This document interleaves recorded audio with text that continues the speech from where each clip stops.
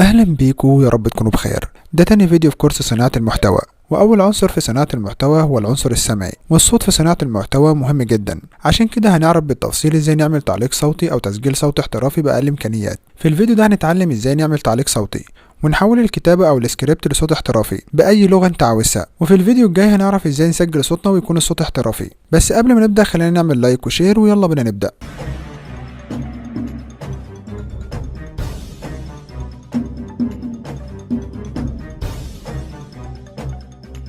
هنستخدم موقع 11 لابس، وهسيب لك رابط الموقع في الوصف. بعد ما نفتح الموقع هنضغط على Get Started Free عشان نسجل في الموقع. بعد كده هنضغط على Sign Up with Google ونسجل بالإيميل بتاعنا.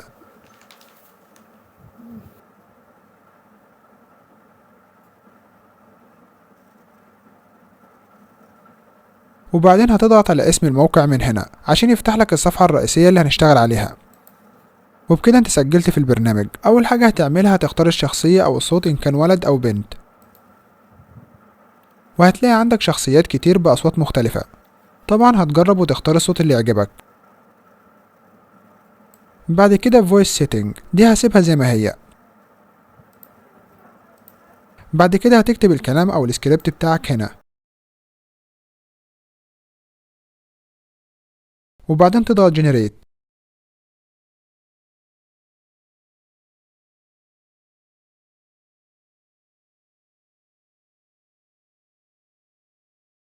بدأ دعوته سرا في مكة المكرمة، ثم أعلنها بعد سنوات، فاشتد الأذى وعداوة كفار قريش بأصحابه، خاصة أن أكثرهم من العامة الضعفاء، فأمره الله بالهجرة إلى المدينة لتكون انطلاقة لنشر الدين الإسلامي للعالم أجمع والفتوحات الإسلامية في عهد النبي والخلفاء الراشدين.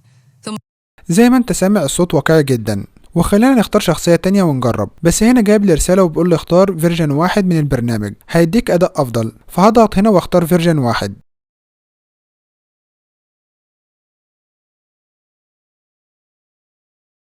وبعدين هضغط هنا واختار الشخصية،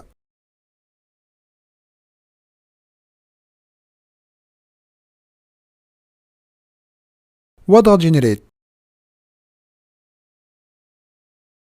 بدأ دعوته سرا في مكة المكرمة، ثم أعلنها بعد سنوات، فاشتد الأذى وعداوة كفار قريش بأصحابه، خاصة أن أكثرهم من العامة الضعفاء، فأمره الله بالهجرة إلى المدينة لتكون انطلاقة لنشر الدين الإسلامي للعالم أجمع والفتوحات الإسلامية في عهد النبي والخلفاء الراشدين، ثم استكملت المسيرة حتى يومنا هذا.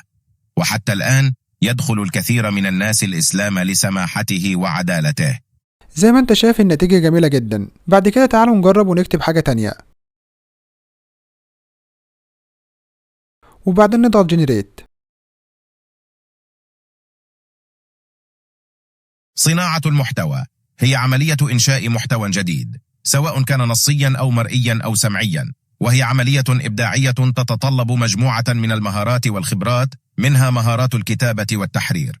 هي أهم المهارات المطلوبة في صناعة المحتوى، حيث يجب أن يكون صانع المحتوى قادرا على كتابة محتوى واضحا وغنيا بالمعلومات، خاليا من الأخطاء اللغوية والإملائية. وتعالوا نغير الصوت لصوت بنت.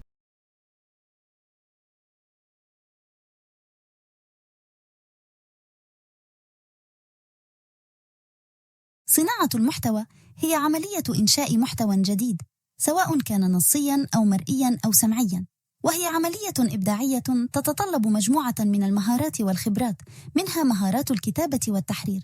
هي أهم المهارات المطلوبة في صناعة المحتوى، حيث يجب أن يكون صانع المحتوى قادراً على كتابة محتوى واضحاً وغنياً بالمعلومات، خالياً من الأخطاء اللغوية والإملائية. زي ما انت شايف النتيجة عظيمة. طيب في ناس عاوزة تعمل محتوى باللغة الإنجليزية، فتعالوا نجرب التعليق الصوتي باللغة الإنجليزية. كل اللي عليك هتكتب الكلام بالإنجليزي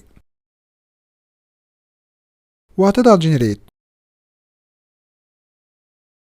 The nuclear power industry is contained because the production of nuclear fuel and the operation of nuclear power plants require strict safety measures to prevent radiation leaks. Chemical industry. The chemical industry is contained because the production of chemicals can be hazardous, and the chemicals themselves can be harmful to human health and the environment. وزي ما انت شايف النتيجة عظيمة. والصوت واقعي جدا. طب انا لو عاوز انزل الصوت بعد ما خلصت، بكل سهولة هتضغط على السهم ده وهيتحمل معاك. استنوا الفيديو الجاي هيكون عن التسجيل الصوتي. ما تنسوش اللايك والاشتراك في القناة، وبس كده، في امان الله.